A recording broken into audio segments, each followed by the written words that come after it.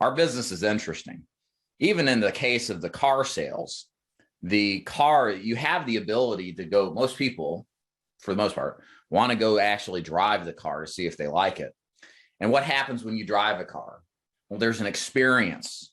You smell the new car smell. You get in and, drive the gas pedal all the way down. You zip around, you have fun. You can see yourself in the moment because you're living it, having this vehicle.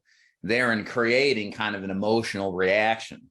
This is mine. I'm living it. I'm actually doing it, living it, and it could be yours for just low price of whatever, right?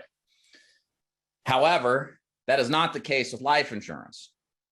Life insurance is not something you can jump into and drive around. Life insurance is something you have to pay, in our cases, the rest of your life. You don't even get to use the thing. Sure, you could argue you could do cash value, but that's not why people are buying it when we're selling them burial insurance in this kind of carved out sense. So what we run into the problem is that we're selling what I call the most intangible product that there is. You can't feel it. You can't touch it. It just costs you money, and you only get the benefit of it when you're dead, which means you never get the thing. So all of this leads to, go back to rapport, a harder product to sell. Make no bones about this. Life insurance is a tough sale. They can't feel it, touch it, experience it. You have to go based off of literally every advantage you can get to leverage a person to make a decision today. This is why it's vital, especially for you new people and experienced too, to at least try to build some baseline level of rapport, okay? Because you need that to sell something that the client wants to keep in the realm of transactional. We already know the nature of our clients' behavior patterns, right?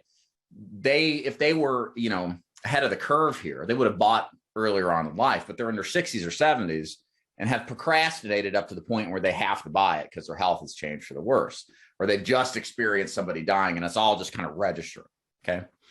So this is why we have to take just a few moments to try to build some kind of initial connection with our prospect in person or over the phone. Now, what are we talking about when we say connection? It's very simple.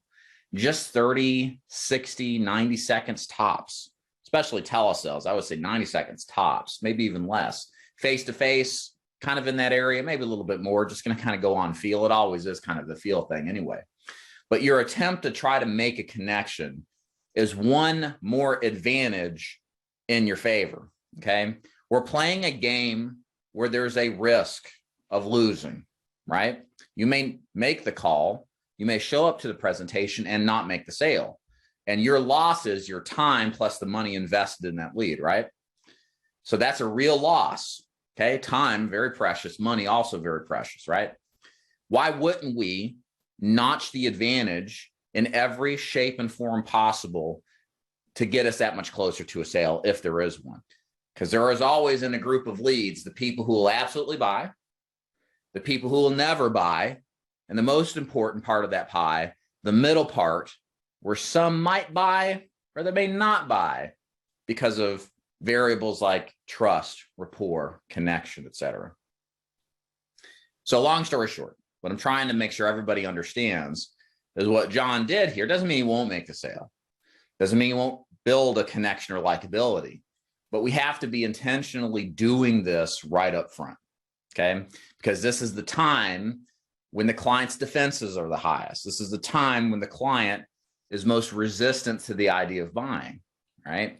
And it's our job to just ask them a few questions, nothing major. If it's a live transfer, what part of the country are you calling from? Oh, you're in Michigan. What part of Michigan you live in? Detroit. Man, my parents grew up there. We're in Detroit. Okay, by Lincoln Park, my dad grew up there. You can have a kind of conversation that's just basic like that, asking them questions about their life and their experiences, right? And again, 90 seconds is all we're asking for. But that 90 seconds, again, cuts through most agents who don't do this. I assume most agents don't even try to do this. And they're missing a huge opportunity to just, again, lower the stress factor that the clients experience, okay? What do people think when they're talking to you? You're a salesperson. Guess what people think when there's no humanization effort made? They compartmentalize you into what a salesperson is in their psychology. right?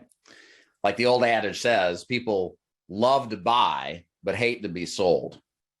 People hate to be sold, but they love to buy. It's this weird paradox, right? But we need a salesperson to do that, but they hate to be sold. Well, how can we help them to buy? Well, we turn ourselves on something other than the preconceived notion or prejudice they have against what a salesperson is. It's very simple. And part of this process, there's multiple variables here, but part of this process is trying to connect with them on some other level than what a salesperson in their mind would think, right? What does a salesperson do? They aggressively try to sell them something. They try to rip them off, right? They're always looking out for their best interest. The Hollywood kind of perpetuated, stereotype. That's just what people run around with because that's just the way it is. So we actively try to fight against that by humanizing ourselves. And there's nothing more humanizing than listening and asking questions and finding interest in people. Okay. It's hard to set up stereotypes when you do the exact opposite. Does it make sense?